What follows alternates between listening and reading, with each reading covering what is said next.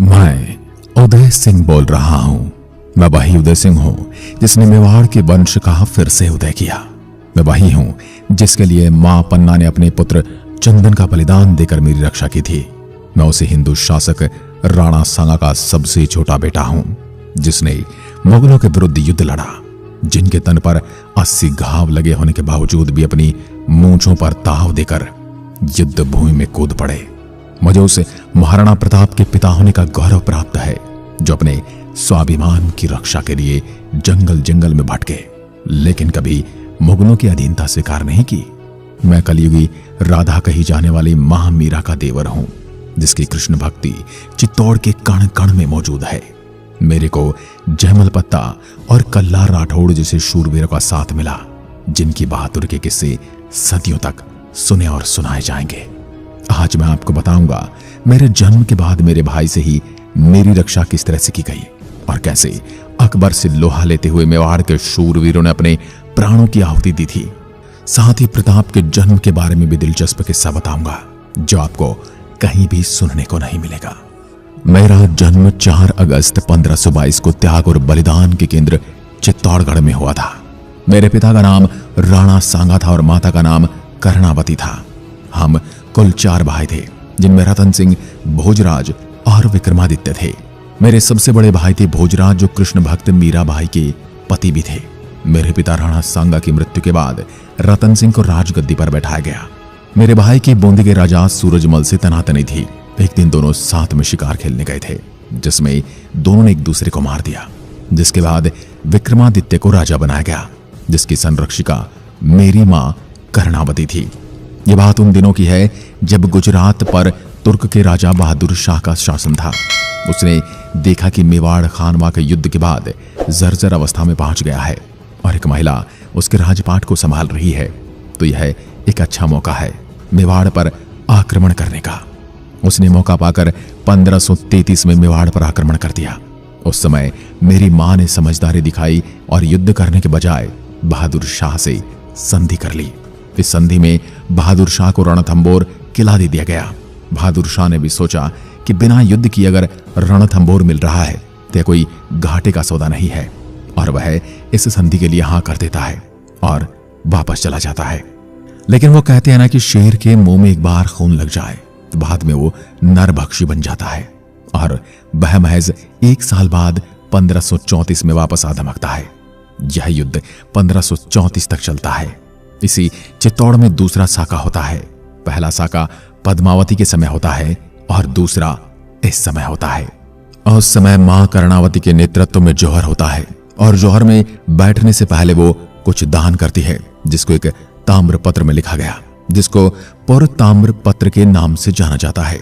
मुझे और मेरे बड़े भाई के प्राण की रक्षा के लिए हम दोनों को हमारे ननिहाल बूंदी भेज दिया गया और केसरिया करने का नेतृत्व देवलिया जो हाल में प्रतापगढ़ के नाम से जाना जाता है, उनके सामंत बाघ सिंह को दे दिया जाता है। उन्हें देवलिया दीवान के नाम से भी जाना जाता था। उस समय मेरी मां कर्णावती दिल्ली के बादशाह हुमायूं को सहायता के लिए राखी भेजती है। उस समय हुमायूं ग्वालियर में था और उसने पहुंचने से पहले ही बहादुर शाह मेवाड़ पर आक्रमण कर देता है और सभी रानियों को अग्नि स्नान करना पड़ता है, और बाघ सिंह भी इस युद्ध में लड़ते लड़ते पांडुपोल के यहां शहीद हो जाते हैं और बहादुर शाह चित्तौड़ पर अधिकार कर लेता है। उधर हुमायूं बहादुर शाह के मालवा पर हमला कर देता है और बहादुर शाह मालवा को बचाने के लिए जाता है। वहां हुमायूं से लड़ते हुए उसकी भी मृत्यु हो जाती है और चित्तौड़ पर वापस मेवाड़ का शासन हो जाता है। अब सबके सामने एक दुविधा आ जाती है कि अब राजगद्दी पर किसको बैठाया जाए, क्योंकि उस समय मेरी मां की मृत्यु हो चुकी थी और विक्रमादित्य इस काबिल था नहीं कि मेवाड़ के इतने बड़े राज्य को संभाल सके। तो सभी सामंतों ने मिलकर एक रास्ता निकाला और मेरे ताऊ उड़ना राजकुमार पृथ्वीराज के एक दासी पुत्र बनवीर को राजा बनाया। लेकिन बनवीर बहुत महत्वाकांक्षी था। उसके मन में राजगद्दी को लेकर लालच आ गया और उसने सोचा कि उदय सिंह के बड़े होते ही मुझे राजगद्दी से हटा दिया जाएगा, तो क्यों ना मैं उदय सिंह को ही मार दूं, तो हमेशा के लिए मेरे पास राज आ जाएगा। मां कर्णावती की मृत्यु के बाद मेरा लालन पालन धायमा पन्ना को दे दिया गया था। इधर बनवीर विक्रमादित्य को मौत के घाट उतार देता है।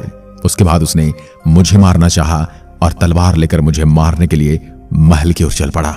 एक विश्वस्त सेवक द्वारा मां पन्ना धाय को इसकी पूर्व सूचना मिल गई। पन्ना राजवंश और अपने कर्तव्य के प्रति सजग थी। वह मुझे बचाना चाहती थी।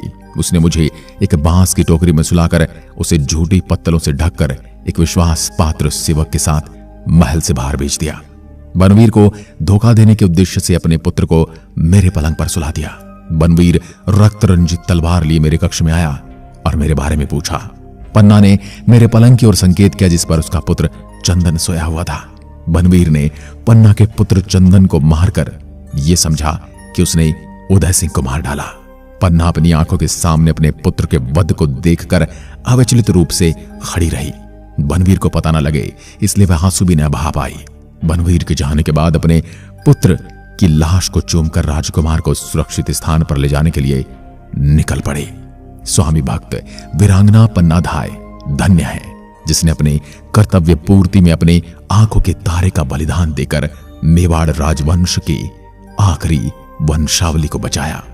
पुत्र की मृत्यु के बाद पन्ना मुझे लेकर बहुत दिनों तक सप्ताह शरण के लिए भटकती रही, पर दुष्ट बनवीर के खतरे से डरकर कई राजकुल जिन्हें पन्ना ने आश्रय देना चाहिए था उन्होंने पन्ना को आश्रय नहीं दिया।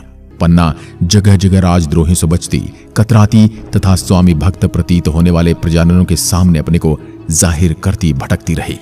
कुंभलगढ़ में उसे जाने बिना कि उसकी भवितव्यता क्या है शरण मिल गई। मैं किलेदार का भांजा बनकर बड़ा हुआ। 13 वर्ष की आयु में मेवाड़ी उमराव ने मेरा राज्याभिषेक 1537 ईस्वी में कुंभलगढ़ के दरबार में राज्याभिषेक किया। कुछ दिनों तक शासन करने के बाद मुझे मेरी रानी जयवंता बाई से 9 मई 1540 को पुत्र रत्न की प्राप्ति हुई जिसका नाम महाराणा प्रताप रखा गया, जिन्होंने आगे चलकर मेवाड़ और राजपूतों का नाम रोशन किया और मुझे अत्यंत गौरवान्वित महसूस करवाया।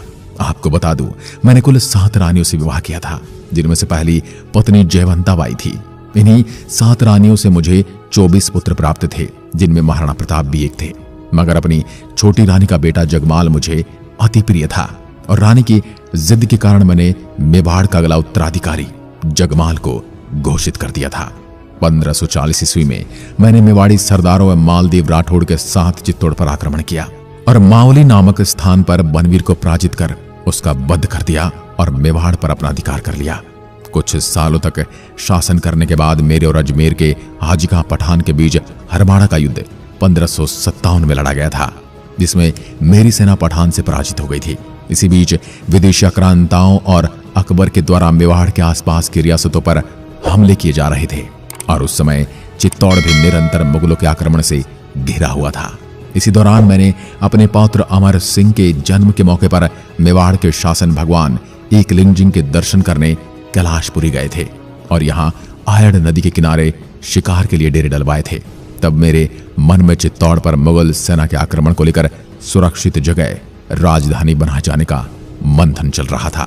इसी दौरान मैंने एक शाम अपने सामंतों के समक्ष उदयपुर नगर बसाने का विचार रखा, जिसका सभी सामंत तथा मंत्रियों ने समर्थन किया। इसके बाद उदयपुर की स्थापना के लिए हम जगह तलाशने पहुंचे। तब मैंने यहाँ पहला महल बनवाया, जिसका नाम मोती महल दिया, जो वर्तमान मोती मंगरी पर खंडहर के रूप में मौजूद है। इसी बीच मैंने एक सुरक्षित राजधानी की चाह में 1559 ईस्वी में उदयपुर नगर में अपनी नई राजधानी बनाई। एक तरफ दिल्ली सल्तनत का मुगल बादशाह अकबर अपने साम्राज्य का विस्तार करने के लिए राजस्थान की ओर बढ़ रहा था और 1562 में नागौर के किलेदार जयमल राठौड़ को हराकर नागौर पर अपना अधिकार कर लिया।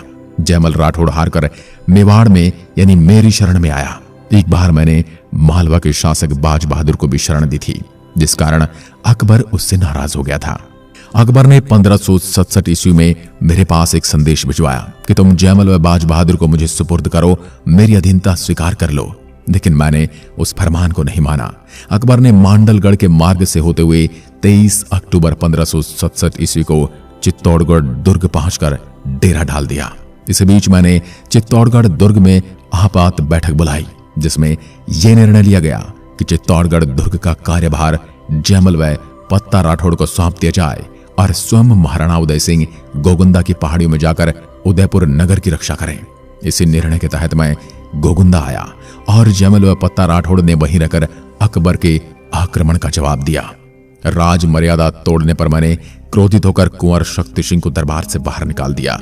इस बात से कुंवर शक्ति सिंह जीवन भर महाराणा से नाराज रहे। कुंवर शक्ति सिंह को सत्ता का कोई लोभ नहीं था। उनकी नाराजगी केवल ये अपने पिता यानी कि मुझसे थी।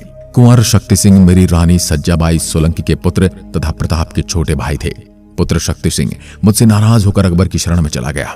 लेकिन बाद में जब शक्ति सिंह को अकबर द्वारा मेवाड़ पर आक्रमण की खबर मिली तो उसके अंदर देश प्रेम जाग गया और उसी ने आकर मुझे अकबर के आक्रमण की सूचना दी। मेरे ही शासनकाल में 1567 से 68 में अकबर ने चित्तौड़ पर आक्रमण करने की तैयारी कर ली थी। इधर मैंने सेनापति जयमल व पत्ता के किले का कारोबार सौंपकर गोगुंदा की पहाड़ियों में आ गया था। अकबर ने चित्तौड़ दुर्ग को चारों तरफ से घेर लिया। 6 माह की लड़ाई के बाद अकबर ने बारूद से चित्तौड़गढ़ दुर्ग की दीवारों को उड़ाना आरंभ कर दिया। रात को जयमल राठौड़ के नेतृत्व में राजपूत सेना उस दीवार की मरम्मत करने लगे। तब अकबर ने अपनी संग्राम नामक बंदूक से जयमल राठौड़ को गोली मारी। यह गोली जयमल राठौड़ के पैर में लगी। उसी रात राजपूतों ने दूसरे दिन युद्ध करने के लिए दुर्ग के फाटक खोलने का विचार किया। 24 फरवरी 1568 को सुबह दुर्ग के फाटक खोलकर राजपूतों ने अकबर के विरुद्ध आक्रमण किया। इस आक्रमण में जयमल राठौड़ व पत्ता राठौड़ व जयमल का भतीजा कल्ला राठौड़ लड़ते हुए वीरगति को प्राप्त हुए। 25 फरवरी 1568 को फूल कुंवर के नेतृत्व में राजपूत महिलाओं ने जौहर किया। इस प्रकार यह चित्तौड़गढ़ का तीसरा एवं अंतिम साका हुआ। मेरी सबसे प्रिय पत्नी धीर भाई, जो कि जैसलमेर के भाटी शासक की पुत्री थी, जिसका विवाह मेरे साथ हुआ, वह अति सुंदर थी। अतः मैं उससे बड़ा प्रेम करता था। धीर भाई के कहने पर ही मैंने अपने बड़े व योग्य पुत्र महाराणा प्रताप की जगह धीर भाई के पुत्र जगमाल को अपना उत्तराधिकारी बनाया। परंतु बाद में मेरी मृत्यु के बाद मेवाड़ी सरदारों में प्रताप के नाना अखेराज सोनगरा ने उसे हटाकर मेवाड़ के वास्तविक उत्तराधिकारी मेरे बड़े पुत्र प्रताप को मेवाड़ की गद्दी पर बिठाया, जो कि सामंतों की नजर में जगमाल से राणा प्रताप अधिक बेहतर थे। इस कारण उन्होंने राणा प्रताप का राज्याभिषेक कर दिया था। चित्तौड़ दुर्ग में हुए युद्ध के बाद मैं ज्यादा समय तक जीवित नहीं रहा। मेरी गोगुंदा में रहते हुए ही 28 फरवरी 1572 में होली के दिन मृत्यु हो गई। मेरी छतरी भी गोगुंदा में बनी है। जिस तरह सभी सामंतों ने मिलकर प्रताप को राजा बनाया था, वह उस समय के राजतंत्र में लोकतंत्र की झलक थी। इससे पहले कभी भी कोई राजा इस तरह से चुना नहीं गया था। फिर बाद में कुंभलगढ़ में प्रताप का विधिवत राज तिलक किया गया था। दोस्तों, ये थी मेरे बारे में संपूर्ण जानकारी और मैं स्वयं को बहुत भाग्यशाली मानता हूं कि मुझे उस समय के सबसे वीर बलिदानी जयमल और पत्ता की वीरता देखने का मौका मिला, जिनका मेवाड़ सदैव ऋणी रहेगा। और मेवाड़ उस महापन्ना धाय का भी हमेशा ऋणी रहेगा, जिसने अपने बच्चे अपनी आंखों के तारे का बलिदान देकर मेवाड़ के सूरज की रक्षा करी। अन्यथा उस समय मेवाड़ से सिसोदिया कुल का सूर्य सदा के लिए अस्त हो जाता। मैं उस मां के चरणों में कोटि कोटि वंदन करता हूं। आपके, मेरे और बाकी मेवाड़ी शूरवीरों के बारे में क्या विचार हैं, मुझे अवश्य बताएं। इसी के साथ वीडियो में दी गई जानकारी पसंद आई हो तो आपको अपने दोस्तों और रिश्तेदारों के साथ भी इसे साझा करना चाहिए। साथ ही चैनल को सब्सक्राइब कर बेल आइकन जरूर दबाएं। साथ ही जाते जाते आपके लिए एक प्रश्न छोड़ जाता हूं कि कुछ इतिहासकारों का मानना है कि सांगा व प्रताप के मध्य उदय सिंह नहीं हुआ होता तो मेवाड़ का इतिहास और भी उज्जवल होता। आप इस कथन से सहमत हैं या असहमत, और क्यों हैं, उसका भी कारण हमें जरूर बताएं। इसी के साथ मिलते हैं अगले वीडियो में। तब तक के लिए नमस्कार, जय हिंद, जय भारत।